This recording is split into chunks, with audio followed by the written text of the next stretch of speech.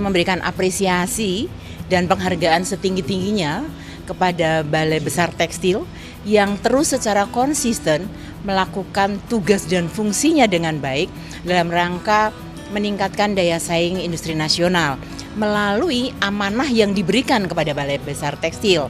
Banyak sekali sebetulnya amanah dan tugas yang harus diemban dalam rangka memberikan layanan, bagaimana penerapan standar juga dikawal terus oleh Balai Besar Tekstil. Kita kaya budaya dari Sabang sampai Merauke, dari Aceh sampai Papua. Kekayaan wasra luar biasa. Nah, ini yang perlu didorong. Bagaimana wasra Indonesia, bagaimana tekstil Indonesia tampil di kancah dunia.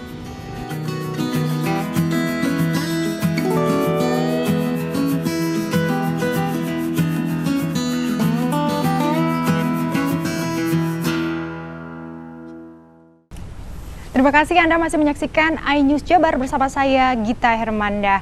Kalau kita membicarakan tentang Balai Besar Tekstil, ternyata sejarahnya sangat panjang dan juga sangat menarik. Yang tadinya ternyata kepemilikan cikal bakal BBT ini tidak serta-merta dipegang oleh Indonesia.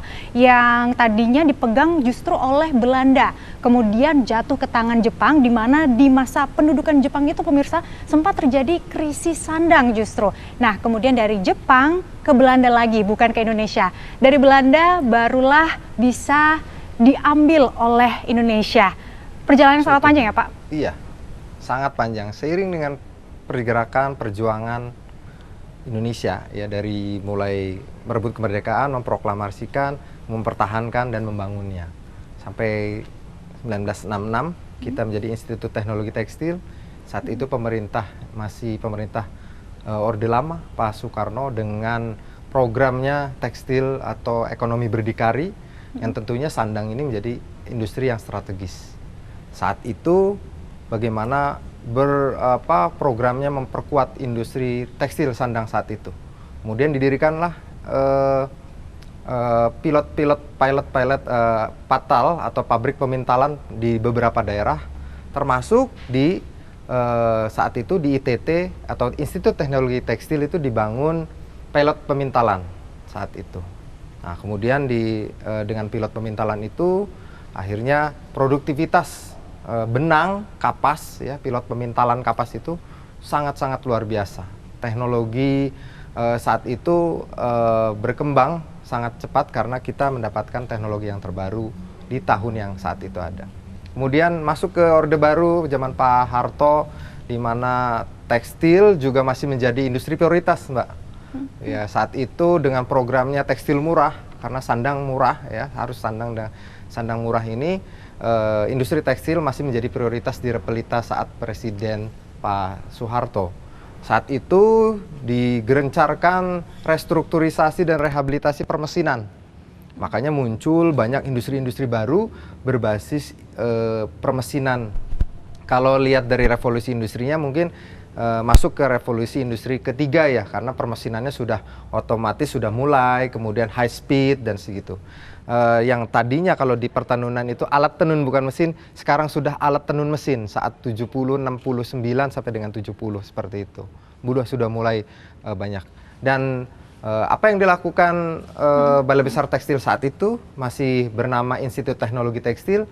Kami dipercaya saat itu, diminta oleh Presiden Soeharto untuk membuat bendera duplikat, ya, duplikat bendera merah putih tanpa sambungan. Jadi merah dan putihnya itu tidak disambung atau dijahit, tapi memang langsung ditenun di mesin tenunnya. Itu tahun 69. Berarti itu bukan hasil jahitan ya Pak ya, hasil tenunan bukan, itu? Merah dan putihnya tidak disambung pakai jahitan, tapi memang ditenun 2 lapis, ya, di mesin tenunnya, kemudian dibuka otomatis merah dan putih. Itu Balai Besar Tekstil saat itu bernama Institut Teknologi Tekstil memproduksi sekitar 300 helai bendera duplikat sangsaka merah putih tanpa sambungan, yang saat itu kemudian diserahkan kepada Presiden Soeharto dan diminta dibagikan kepada seluruh pemerintah daerah, baik tingkat 1 maupun tingkat 2 dan kedubes Indonesia di luar negeri. Nah, itu ya, saat itu kita memang masih diperhitungkan industri tekstil saat itu masih menjadi industri prioritas. sampai dengan tahun 94, tahun 80 dulu, ya karena ITT pecah menjadi Balai Besar Tekstil, Balai Besar Penelitian dan Pengembangan Industri Tekstil, dan Sekolah Tinggi Teknologi Tekstil di tahun 78 sampai dengan 80 pecahnya. Walaupun saat itu kepalanya tetap satu, Mbak. Jadi pecah institusinya, tapi pemimpinnya tetap satu sampai tahun 2002, maaf.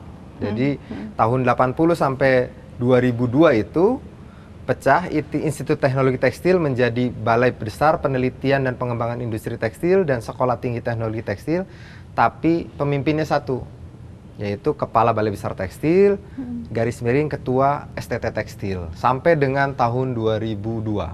Nah, dan perjalanannya Balai Besar Tekstil di tahun 94 itu karena peran dituntut lebih banyak dalam pelayanan, kemudian tahun 94 kita punya Lembaga Sertifikasi Sistem Mutu, TIKA, tahun itu 1994 ya, 1994, dan saat itu lab pengujian Balai Besar Tekstil sudah terakreditasi NATA, seperti itu, NATA Australia. Jadi memang saat itu tahun 90-an itu Balai Besar Tekstil sudah mengarah bagaimana memperkuat industri melalui layanan jasanya. Bapak tadi sempat menyinggung tentang teknologi. Saya jadi penasaran bagaimana sih sebenarnya perjalanan teknologinya hingga saat ini? Ya, tentunya tadi sekitar tahun 70-an kita sudah mulai masuk revolusi industri ketiga. Tentunya di industri tekstil juga permesinannya mengikuti. Sudah mulai high speed, kemudian otomatisasi sudah mulai. Kemudian beralih ke tahun 2000-an, 90 sampai 2000-an, di mana sudah mulai cikal bakal otomatisasi dan mulai juga masuk ke revolusi industri keempat, di mana permesinannya sudah mulai menghubungkan interkoneksi melalui teknologi Internet of Things dan sebagainya. Jadi seperti kita lihat dengan teknologi sekarang, kita bisa menghandle permesinan dari manapun, bisa komunikasi dengan mesin dengan dimanapun kita berada melalui teknologi internet. Jadi sudah banyak terkomunikasi. Dan Balai Besar Tekstil dulu awal berdiri 1922, Mbak. Delernot membuat ATBM, ya. Sampai sampai dengan 2022 masuknya teknologi 4.0, kita mengembangkan juga masih mengembangkan ATBM. Namun ATBM dengan sentuhan Internet of Things. Jadi ATBM yang dimodifikasi, yang dilengkapi dengan perlengkapan teknologi terkini, yaitu Internet of Things. Desain dan sebagainya menggunakan sistem computerized, bisa dikendalikan dari internet menggunakan jarak jauh dan sebagainya. Nah, yes, menarik sekali karena tadinya yang kita tahu itu adalah mesinnya yang digetek-getek aja, gedogan namanya pun digetek-getek. Gedogan, kemudian di sini internet masuk ya Pak ya, dan bisa diakses dimanapun. Menarik sekali. Nah, setelah ini saya juga ingin bertanya-tanya mengenai pelayanannya, tapi disimpan dulu, jangan kemana-mana pemirsa, tetap di iNews Jabar setelah pesan-pesan berikut ini.